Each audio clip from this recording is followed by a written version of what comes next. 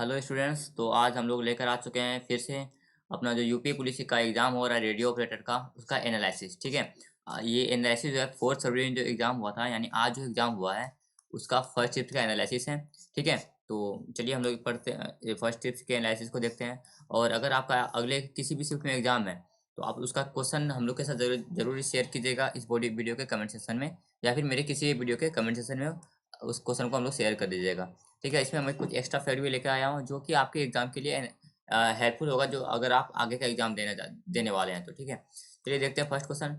First question पूछा गया था, वर्ष 2019 में किस ज्ञानपीठ पुरस्कार मिला है? तो 2019 में ज्ञानपीठ पुरस्कार मिला है अकितम अच्युतम नबुंदरी को, जो कि 55वें ज्ञानपीठ पुरस्कार है। ठीक है। सुमित्रा नंदन पंत जो है इसको ज्ञानपीठ पुरस्कार पाने वाले प्रथम हिंदी लेखक थे। ये पूछा जा सकता है कि सुमित्रा नंदन पंत जो है ज्ञानपीठ पुरस्कार पाने वाले प्रथम हिंदी लेखक थे। ठीक है। चलो, और हम लोग एक्स्ट्रा फैक्ट में क्या देख लेते हैं। लेखक दामोदर मौजो को 27 मई 2023 को गोवा राज्य के राज्यपाल सीएम पीएस श्रीधरन पिल्लई से ज्ञानपीठ पुरस्कार मिला। पूछा जाएगा 2023 में आपका ज्ञानपीठ पुरस्कार किसे मिला है, तो आपको उसका आंसर करना है दामोदर मौजो को। ठीक है। और ज्ञानपीठ पुरस्कार सबसे ज्यादा किस में दिया गया है? हिंदी और कन्नड़ भाषा में दिए गए हैं। इसको भी ध्यान रखिएगा।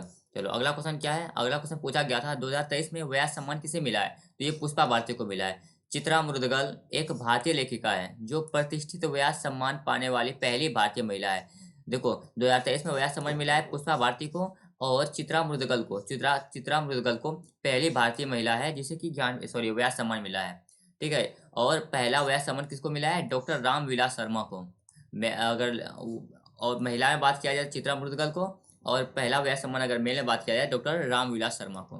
चलो, क्वेश्चन क्या है, पुलिस एक्ट कब लागू किया गया? पुलिस एक्ट लागू किया है 1861 में। यह है क्या? यह अधिनियम पुलिस को अपराध और आपराधिक गतिविधियों पर अंकुश लगाने, नियंत्रित करने और उनका पता लगाने में एक अधिक कुशल बनाने के लिए बनाया गया था। ठीक है। भारतीय दंड संहिता में कुल कितनी धाराएं हैं? 511 धाराएं हैं। ठीक है। ये क्वेश्चन पूछा गया था कि भारतीय दंड संहिता में कितने धाराएं हैं, तो लगभग 511 धाराएं हैं। फिर अगला क्वेश्चन देखते हैं, साहित्य अकादमी पुरस्कार देश में स्थापित किया गया था। तो साहित्य अकादमी पुरस्कार से संबंधित प्रश्न था। एग्जैक्टली क्या प्रश्न था वो नहीं पता चल पाया है, तो इससे ही कहीं आसपास एक प्रश्न बना था साहित्य अकादमी पुरस्कार से। तो साहित्य अकादमी पुरस्कार जो है कब स्थापित हुआ था? 1955 में। ठीक है। साहित्य अकादमी अकादमी पुरस्कार वर्ष 1954 में स्थापित एक साहित्यिक सम्मान है। तो देखो, 55 भी आंसर सही है, 54 भी आंसर सही है। अगर आपको 54% दोनों ऑप्शन मिल जाता तो आप उसको 55 को ही टिक कीजिएगा। चलिए, यह पुरस्कार साहित्य अकादमी, नेशनल अकादमी ऑफ लेटर्स द्वारा प्रतिवर्ष प्रदान किया जाता है। इसको भी आपको ध्यान रखना है। फिर एक गति ऊर्जा से प्रश्न था। गति ऊर्जा यानी कि इंग्लिश में अगर इसको बोलेंगे तो काइनेटिक एनर्जी। ठीक है। काइनेटिक एनर्जी से भी प्रश्न था, इसको भी ध्यान रखिएगा। चलिए, काइनेटिक एनर्जी होता क्या है? गति ऊर्जा किसी पिंड की वह अतिरिक्त ऊर्जा जो उसके रेखीय वेग तथा कोणीय वेग अथवा दोनों के कारण होती है। और काइनेटिक एनर्जी का फॉर्मूला क्या होता है? काइनेटिक एनर्जी बराबर होता है हाफ एम वी स्क्वायर। जो कि किसी भी, मान लो कोई भी ऐसा ऑब्जेक्ट है जो कि गति में कर रहा है, यानी जो चल रहा है गति में है, तो उसमें वो काइनेटिक एनर्जी यानी गति ऊर्जा होता है। चलो, अब कुछ क्वेश्चन है जिसको कि साफ साफ पता नहीं चल पाएगा कि क्या है क्वेश्चन।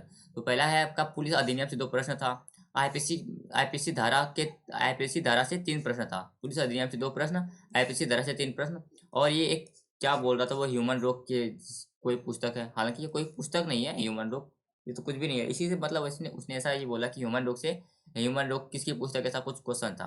ठीक है। और एक क्वेश्चन था चुंबकीय क्षेत्र से। तो चलिए देख लेते हैं चुंबकीय क्षेत्र क्या होता है। चुंबकीय क्षेत्र होता है the area around a magnet in which the effect of magnetism is failed. यानी कि ये अपना ये है नॉर्थ और साउथ है, ये चुंबक है। ठीक है। तो इसके आसपास का जितना भी एरिया है ना, इसी को हम लोग क्या बोलते हैं? मैग्नेटिक फील्ड बोलते हैं, चुंबकीय क्षेत्र बोलते हैं। चुंबकीय क्षेत्र विद्युत धाराओं और चुंबकीय सामग्री का चुंबकीय प्रभाव है।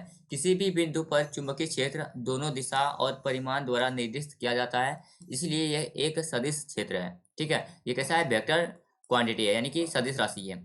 चुंबकीय क्षेत्र इसको अच्छा बी से इंडिकेट करता है, इसको भी ध्यान रखना है। चुंबकीय क्षेत्र गतिमान विद्युत आवेश और मूल्य कणों के अंतर्भूत चुंबकीय आघूर्ण द्वारा उत्पादित होता है। इसको आपको ध्यान रखना है। ये क्वेश्चन पूछा गया था चुंबकीय क्षेत्र से।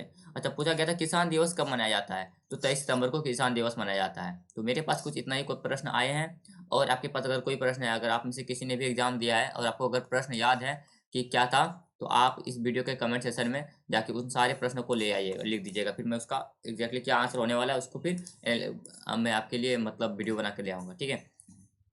और अगर इसका आपको ये चाहिए, पीडीएफ चाहिए, तो आप टेलीग्राम चैनल से जुड़िएगा। टेलीग्राम पे इसका पीडीएफ मिल जाएगा, जो कि जिसका लिंक अपने इस वीडियो के डिस्क्रिप्शन में दे रखा है।